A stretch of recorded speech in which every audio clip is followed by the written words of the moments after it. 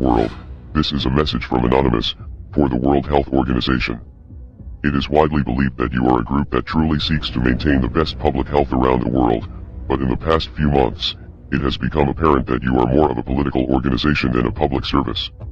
In fact, your allegiance to the governments that support you through massive financial donations has put the world in grave danger. The organization that you belong to has a very important responsibility, because it is trusted by most of the world for credible information.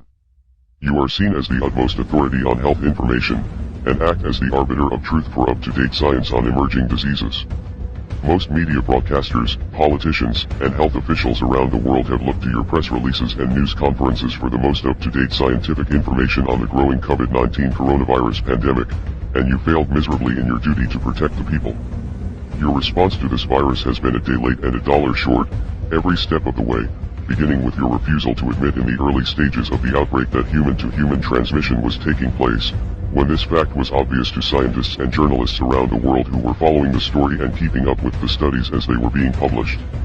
At the time, the Chinese government was doing its best to downplay the severity of the outbreak, and the World Health Organization acted as their mouthpiece, reporting whatever Chinese authorities told them to. As a result of this guidance, the entire world did not take the threat seriously, because everyone assumed that the World Health Organization could be trusted. Members of the World Health Organization also took months before finally declaring the coronavirus a global pandemic.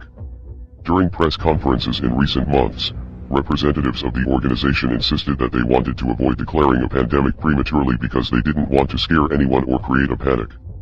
However, scientific findings have since shown that we were already dealing with a global pandemic by the time that Chinese authorities decided to quarantine Wuhan, because the genetics of the virus has been traced back to at least October or November 2019.